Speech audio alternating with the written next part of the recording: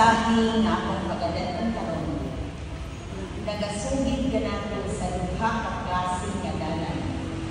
Apan sa dili pa ko padayon na tuluto ang akong mga ulo alang sa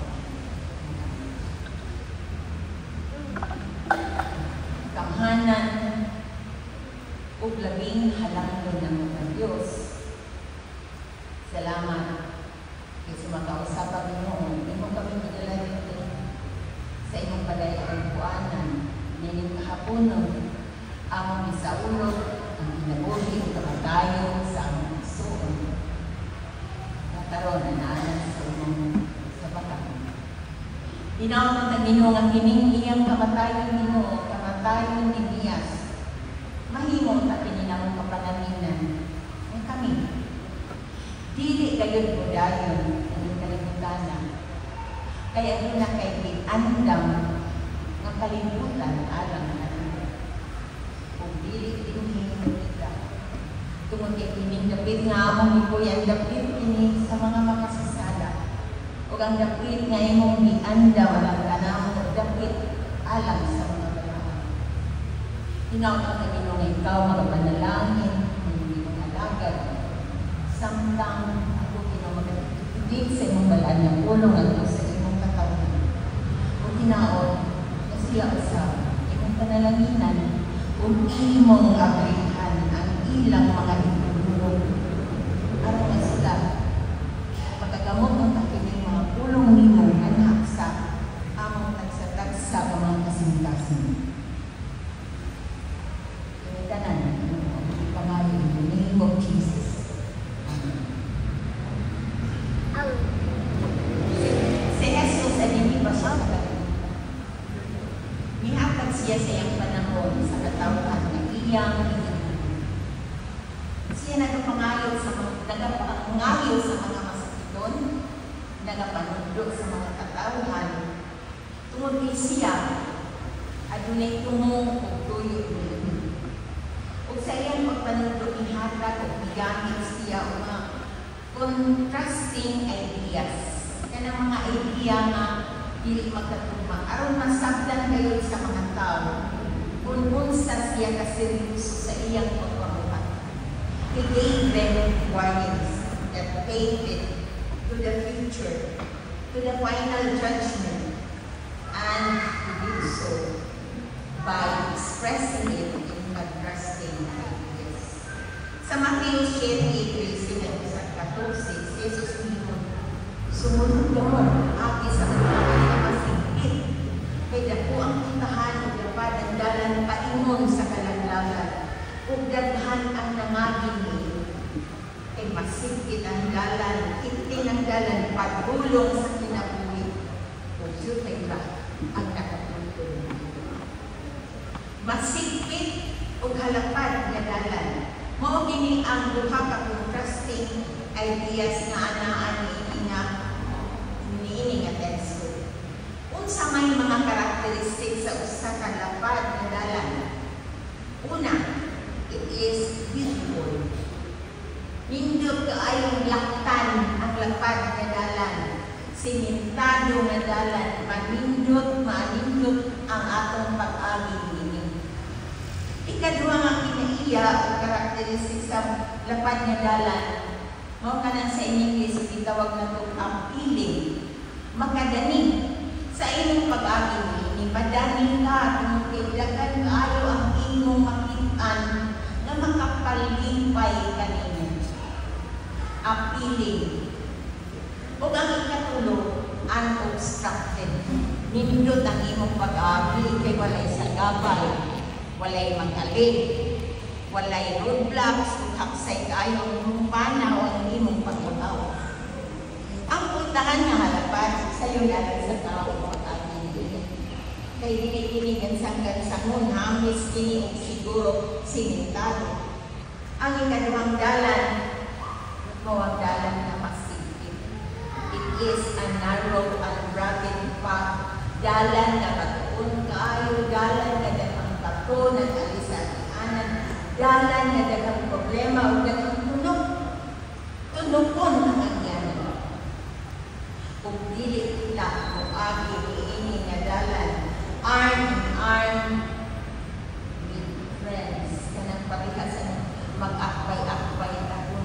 dili you go in by yourself. Ikaw na yun ang muaging ini. You are alone. You are observed. You are counted. Katagan ko ka mo sa kayang kung mo sakay ka sa aeroplano, muaging ka sa security gate. Nansayo mo ini. Muaging ka sa security gate sa airport. We pass through the security gate before boarding the plane. Dili ka makaboard sa plane kung dili ka muaging. Tanawang nila kung na magigidala nga mga gidilik. Gidilik nga tugas, gidilik nga armas, mga pauto, upan pa.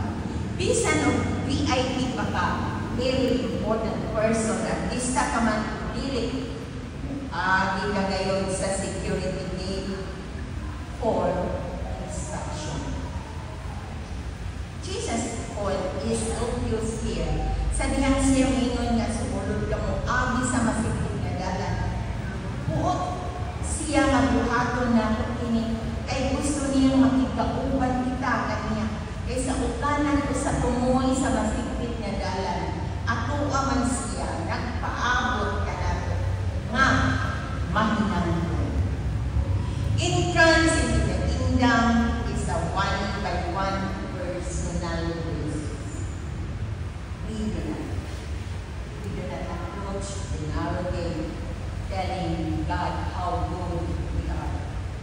Dili kita muagi ini nga dalan mga siyang subinan sa takaayo. Dili kita muagi ini nga dalan mga siyang inyong buutan dili kayo bukat. Sige kong simba, sige kong wali, sige kong subinan sa mga magpabunyag sa ilang buwan, sa ilang mga anak, nagpamili counseling ko. Dili ka magiging matinumanon kay kumingugad. Kanang sige ko pangwali. Ano? Dili ta makaingon ng tikas. Right now, God searches the secret places of our hearts. Nagbalo na ang Diyos kung sa'y naa sa atong kasing-kasing, kung sa'y naa nagpasulabi sa atong kasing-kasing. Ato ba siyang higugma? O ang atong ipalabi ang mga butang na material, iba siya na. He knows us inside and out. Nakibalo siya kung asa taning agi nga dalan-dalan mga masipito katubang dalan na hamis tayo. But God has invited us in and has cleansed us with the precious blood of Jesus on Calvary's tree. Iya kitang invite na antong agi sa masipit na dalan. The exciting truth about the narrow gate is everyone is invited to enter. Kitang tanan. Kitang invite na musulong kitang tanan sa masikip na dalan. Sa 2 Peter, Pedro, Kapitulo 3, nga sa versikulo 19, si Pedro inon. Bahin sa iyang saad ang Ginoo din langay-langayan. Hinunua siya mapailugon kaninyo. Wala magtinguha nga adunay mahanap, kundi nga ang tanan unta maghinungso. Sa atong pag-agis sa masikip na dalan, kita unta maghinungso na ang nato ang paghinungso sa mga sala na atong nagbuwat kaniya. Bato kaniya. Ihimo sa atong Ginoo ang dagan na paagi sa pagdaning ka nato alang sa pagsulod sa iyang tingharian. Ang dalan padulong sa tingharian, dili kini sa iyo. Daghang buntod, daghang bukid imong sakon, daghang suba imong kapon, o daghang mga problema imong sa kubangon, daghang mga roadblocks, daghang mga kasinatian na dili maayo ang imong maabtan. The path is not easy, but it leads to eternal life.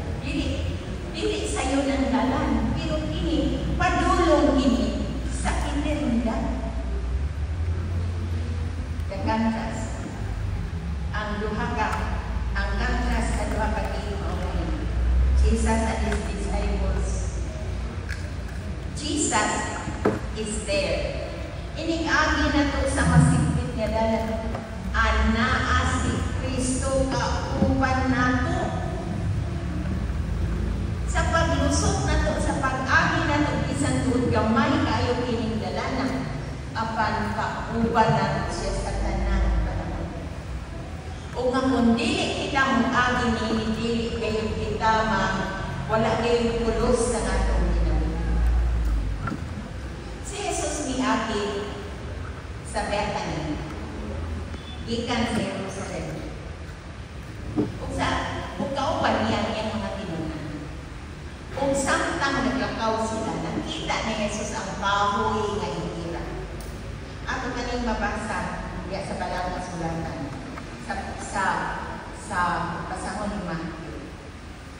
Si Jesus din panahon na gigutom. Gigutom siya kayo. Busa, ginuol niya ang kahoy nga hihira o diya nakita nga kini lakyo kayo dahon.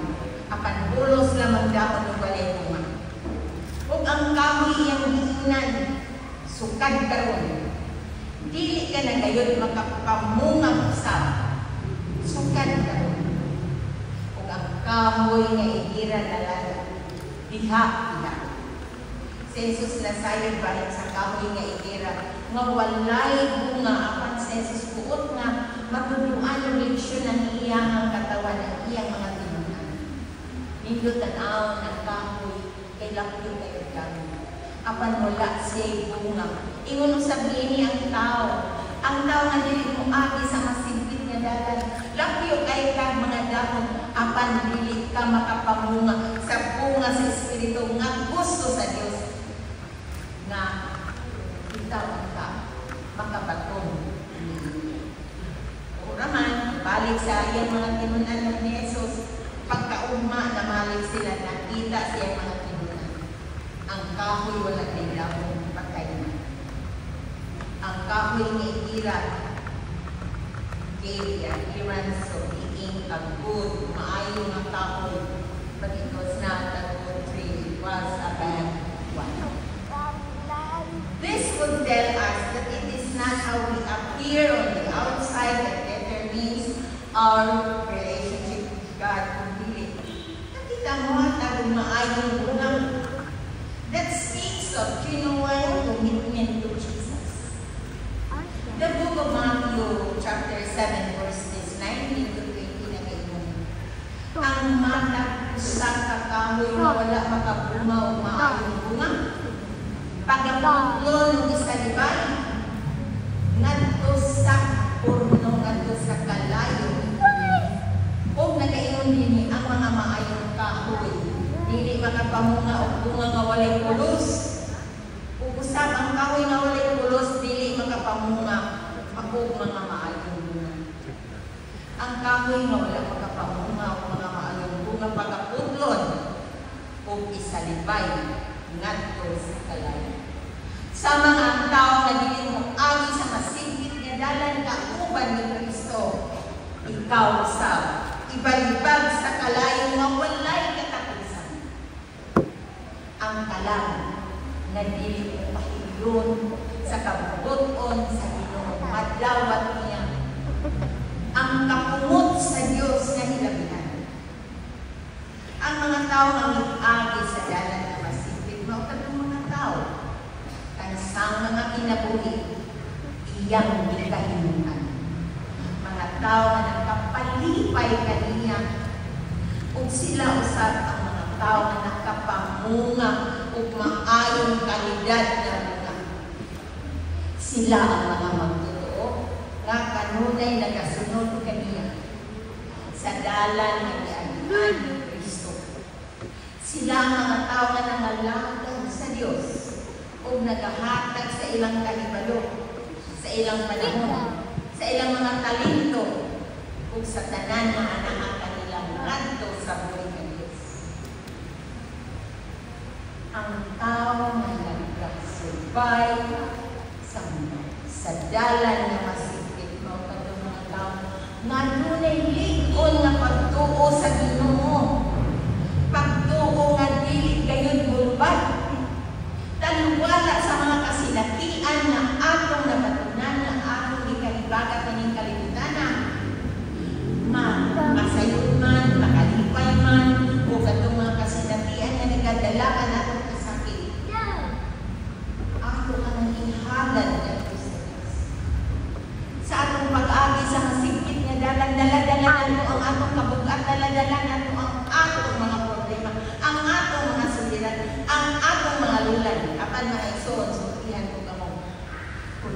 naa kaninyo si Kristo ang pagsubay ninyo sa masikip na dalan dili burden. Ang pagsubay sa masikip na dalan usa ka kalipay ang imong ano. You will have joy beyond telling. Kalipay nga dili masabot, kalipay nga dili malitok sa mga apil. Kalipay na ilaghan dili nga kalipay nga bisan pagdumugo ng atong mga kauluran ng atong kabubugan magmalipayon gyapon nila sama sa nahitabo. Sa karon mga igsoon, hinaot din natin ikalimtan nga ang Ginoo nagapaabot na nato. Hinaot din natin ikalimtan nga sa tumoy sa dalan nga atong ginalaktan. Ato asya nagpaabot ka nato. Andam siya nga muhatag sa atong ganti. Sa ganti sa usab ka tawo nga nagasunod kaniya. Ganti nga kuko. Sa karon mga igsoon, mamili ka karon kung asa ka paingon o kung asa ka mawagi. Adto ba ikaw sa lapad nga dalan? O hangis nga dalan? Dalan nga walay sa kabal? Dalan nga to ang iskuhan? Dalan nga to ang sugalan? Dalan nga to ang mga sugal? Kung adto ba ikaw agi sa dalan na masikip kansang-gansangon batoon nga dalan diin sa tumoy ni ato ang atong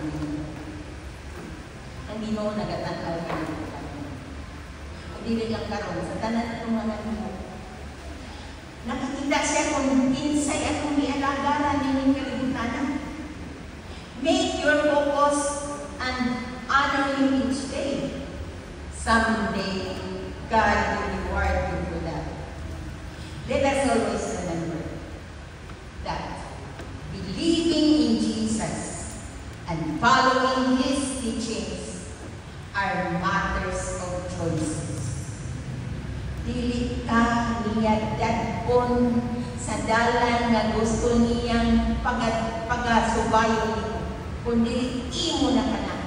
Apan mga igsoon, atong hinumduman niya din sa kalibutan, dili ta mo gamot din sa kalibutan. Lantawan ninyo ang atong igsoon karon.